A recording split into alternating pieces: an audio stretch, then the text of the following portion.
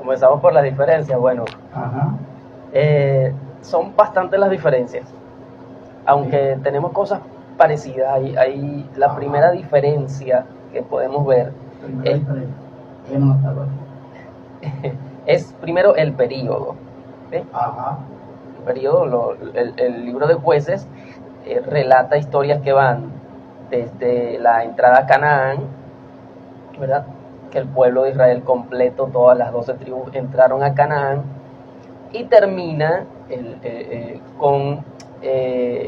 periodo de los jueces termina con Samuel, que Samuel es el último juez de Israel. Ajá, Samuel es lo que llaman la transición, ¿no? Sí. Esa línea. Sí, porque incluso Samuel fue profeta también, el profeta de la nación, y entonces él fue profeta y juez al mismo tiempo. Sin embargo, hubo allí una situación con los hijos de él, que él quería que después de él quedaran los hijos de él juzgando al pueblo de Israel. Sin embargo, los 4 hijos que tuvo no se portaron muy bien los muchachos. Y entonces el pueblo se puso en contra de que ellos les juzgaran, de que ellos les liderizaran. Y en cuanto a seguir para la diferencia, el periodo de los reyes va desde ese punto que comienza con Saúl, porque el pueblo de Israel, al ver cómo eran los hijos de Samuel, dicen: no queremos jueces. Esa fue una de las razones por las cuales ellos no quisieron seguir teniendo jueces, y fue una justificación de ellos, vamos a decirlo así. Adiós, yo he dicho siempre, y tengo hasta un tema por allí, y el capítulo 1 de Jueces, precisamente, se pudo haber escrito la historia de otra manera si esos muchachos se hubiesen portado bien, ¿verdad? Hubiesen sido fieles al ministerio, a lo mejor lo dicen pues nosotros generosos gallo cantar. Completamente. Porque parece que en Jueces hablamos que entra el pueblo pidiendo a Dios, clamando a Dios, en victoria, una unidad, Dios dirige, Dios guía, Dios bendice, pero el capítulo termina, dice, y los habitantes, los cananeos, gobernaron y se extendieron. Qué cosa tan tremenda. Empieza el pueblo de Dios pero termina que a esa gente que iban a conquistar, ellos se convirtieron en conquistadores. Como la historia allí cambia, tanto que eso me dio una parte para predicarlo, no hoy, esa parte que aprendamos la historia. Claro, hay un dicho muy popular que dice: el pueblo que no conoce su historia está castigado a repetirla. A repetirla. Sí. Yo cuando una persona acepta a Jesucristo como su Salvador, ya está cambiando su historia. Amén, amén. La Biblia la establece como una nueva vida, un nuevo nacimiento. Muy bien, continúe allí, Madero. Bueno, entonces cambiamos ahora al periodo de los reyes con Saúl. Entonces eligen a Saúl como rey. Que Dios estuvo en contra de esa transición, Dios estuvo en contra de ese cambio, o no en contra directamente o en contra activamente, sino que manifestó su desaprobación a ese cambio de jueces a reyes, porque si bien una de las razones por las que el pueblo de Israel quería rey en vez de juez era al ver cómo se manejaban los hijos de Samuel, también tenemos que ellos querían parecerse a las naciones de alrededor, querían tener rey como las naciones de alrededor de ellos lo tenían también. Y entonces ellos no entendieron que ellos eran un pueblo especial, escogido por Dios, diferente a los demás, y querían imitar lo que los demás tenían. Entonces Dios no... se unió lo que llaman el hambre con la comida, ¿no? Ahí está. Entonces, para seguir en lo de la diferencia, el periodo de los reyes comienza en Saúl, pero estaba tratando de explicar un poquito ahí cómo cambia de jueces a reyes, y termina con el exilio de ambos reinos, porque Dios, como todo lo sabe, y ya les había advertido que no era muy bueno que tuvieran rey, sino que siguieran siendo liderizados por Dios. Con todo y que en el periodo de los jueces tuvieron sus lados, sus momentos oscuros. El periodo de los jueces es un momento oscuro de la historia de Israel también. Tiene narraciones que casi llegaron a la extinción de una de sus tribus, de la tribu de Benjamín. Pero Dios quería seguir liderizándolo él, porque tenía el poder él, y él era el que levantaba a los líderes cuando eran necesarios. Y entonces ahora el periodo de los reyes termina con el exilio de ambas naciones, porque en el periodo de los reyes se divide el reino. Primero eran las 12 tribus unidas en el periodo de Saúl, en el periodo de David y en el periodo de Salomón. Pero cuando Salomón muere, que entra el hijo a reinar, Roboam, allí se divide el reino, el reino del sur y el reino del norte. Esta división, yo digo, es que es muy difícil decir qué hubiera pasado, ¿verdad?, cuando lo que pasó fue otra cosa. Ajá. Pero a mi parecer, analizando las cosas, esta división no hubiera sido posible si no hubiera sido un reino, si hubieran seguido el gobierno de los jueces. Con el periodo de los reyes se divide el reino en reino del norte y reino del sur. El reino del norte fue el que salió más favorecido, vamos a decirlo así, con 10 tribus, que se conoció como el reino de Israel o la casa de Israel. Y el reino del sur con 2 tribus, Judá y Benjamín, que son las que permanecen hasta hoy en día, dicho sea de paso. El Israel que conocemos hoy en día no es Israel completo, las 12 tribus, son solamente la tribu de Judá, porque la de Benjamín también se parece que perdió, porque ellos fueron al exilio y los únicos que regresaron fue el reino del sur, fueron los que regresaron cuando Nabucodonosor sitia Jerusalén y destruye Jerusalén y se los lleva cautivos a Babilonia. Ese es el reino del sur, Judá y Benjamín. El pueblo de Israel fue a Asiria y nunca volvió, se esparcieron por el mundo.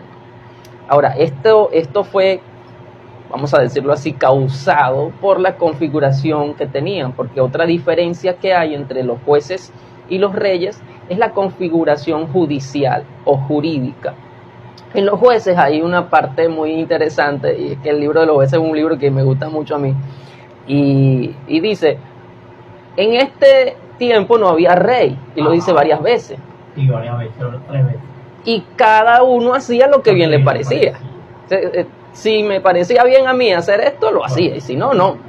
Entonces, el término jurídico no estaba establecido. Al no haber una nación establecida, no había un sistema de leyes para seguir, muy aparte de que tenían la ley de Jehová, tenían el Pentateuco ya, o no como lo conocemos hoy en día. Claro que no lo tenían escrito así porque eso fue posterior. Disculpa que te interrumpa allí, es que hubieron jueces que se preocuparon por eso. Ni siquiera. Por ejemplo, uno ve a Sansón matando gente, porque esa es otra diferencia. Los jueces eran líderes carismáticos, eran líderes, o sea, cuando se habla de líderes carismáticos no es que era atractivo y bochinchero, no, es que era alguien que Dios elegía y le daba el poder a él, lo elegía a él. El momento de los jueces fue un momento donde cada tribu decidía si seguir a Dios o no, y si iba a seguir la idolatría o no, pero donde eran más guiados por lo que Dios decidía, pues era una especie de teocracia, vamos a decirlo así. Lo que pasa también es que los jueces no es que eran jueces de por vida, eran jueces para un momento específico. En un momento específico ellos actuaban, Dios liberaba al pueblo o hacían lo que necesitaba el pueblo, y algunos solamente actuaban en algunas tribus, no eran todas las tribus juntas, ¿verdad? Todo el territorio de Israel, diferente a los reyes, que los reyes sí formaron dinastías. El hijo era, sobre todo, por ejemplo, la dinastía de David, que en el trono de Judá, todos los reyes de Judá son descendientes de David, con excepción de Atalía, que fue que usurpó el trono, ¿verdad? Pero todos los demás fueron descendientes de David. Lo cierto es que se nombra a Débora como la profetisa del pueblo, y es la jueza que va a liderizar la victoria. Incluso ya le dice a Barak, le dice, bueno, yo voy a ir, pero la victoria no va a ser tuya, la victoria va a ser mía. Bueno, entonces quedamos en que eran para a veces territorios específicos los jueces, y no abarcaban todo el territorio de Israel, abarcaban solamente algunas tribus. la interpretación de la ley era más como lo que a mí me parece que dice la ley es esto, pues no era que era una interpretación o no había un lugar específico de culto y no había quien enseñara directamente la ley como esto es lo que vamos a creer todo el pueblo y a Dios vamos a seguir todo el pueblo. En el momento de los reyes se solucionan algunos problemas. Bueno. Sí, se solucionan, por ejemplo, la estabilidad de la nación, porque al unirse completamente en una sola podían, por ejemplo, salir a la guerra y convocarse todos a salir a la guerra, a defender sus territorios. La estabilidad en cuanto a la estabilidad política, la estabilidad jurídica, el establecimiento de una, vamos a decirlo así, una religión nacional, que no era que por aquí iban a creer algo, por allá iban a creer otra cosa, y en todo Israel estaba en diferentes creencias. No, toda la nación iba a creer algo. Eso condujo un riesgo también, porque cuando la nación se iba tras los ídolos en Jueces, bueno, era 1, 2, 3 tribus, pero y ellos sufrían las consecuencias, pero al ser un reinado, toda la nación sufría las consecuencias porque era una nación. Por mucho que dos tribus se hubieran mantenido fieles a Dios. Entonces toda la nación sufría porque iban, por así decirlo, por ejemplo, al cautiverio iba toda la nación. No venían a cautivar simplemente algunos estados de la nación, no. Entonces se instauraron las capitales y todo el orden. O sea, el periodo monárquico es más ordenado que el periodo de los jueces. Sin embargo, pasa lo que Dios les dijo: bueno, pero te van a tener que empezar a pagar impuestos. Sus hijos van a ser reclutados para el ejército. El rey, cuando le plazca, va a poder quitarle territorios a quien quiera y cuando quiera y como quiera. Y entonces va a tener a alguien en el poder que si es bueno, está bien, te va a ir bien. David, Salomón, vamos a decirlo así. Pero si es malo, incluso el primer rey de Israel, que fue Saúl, él tuvo un periodo, perfecto, que estuvo bien con Dios, pero después empezó a hostigar al pueblo de Dios, al pueblo de Israel, vamos a así decirlo, a las 12 tribus. Y él puso incluso la nación sumisa a los filisteos, tanto así que en toda la nación de Israel no había ni siquiera una espada, solamente la de Saúl y la de Jonatán. Y todos los demás nadie tenía espada porque Saúl se sometió a los filisteos. Bien, y le prohibió a todos los demás que tuvieran espada. Además, ni siquiera tenían instrumentos para afilar nada. Cuando querían afilar algún instrumento de una hoz o algo que utilizaban en el campo, tenían que ir a los filisteos para poder afilarlo. Ajá. Imagínense, mira, yo vengo para acá donde mi enemigo para que me afile. Claro, por supuesto. Yo creo que la espada de Saúl y la espada de Jonatán estarían más que oxidadas, porque no las utilizaba. Y adelantándonos a esa parte, yo estaba viendo más bien que pues ellos no quedaba muy bien, porque cuando estaban matando gente, dice que el que caía delante de Jonatán, el que iba a estar le daba el golpe de gracia, lo mataba. Entonces, allí iba. No lo mataba por completo. No, le daba un golpe como, vamos a ver. Y el que venía detrás de él decía, te quedo vivo, porque que la espada no tenía filo. ¿Cómo iba? Claro, porque no hablo. Vamos a ver entonces un momentico a hacer una pausa. Israel en ese periodo de jueces, ellos pasaron por una transición que se repite: libertad, pecado, cautiverio, liberación. Entonces Dios liberta siempre a través de un juez. Eso es muy importante anotarlo. ¿Cómo es? Libertad, pecado, cautiverio, liberación. Los jueces aparecen en el momento de la liberación, en el que ellos claman, pues. Pero ese es un círculo vicioso en el cual ellos caen siempre allí en el libro de Jueces. Todo el tiempo están libres, pecan. Después que pecan, Dios los entrega a los enemigos. Después que los entrega a los enemigos, pasan muchos años hasta que ellos claman. También es muy bueno decirlo.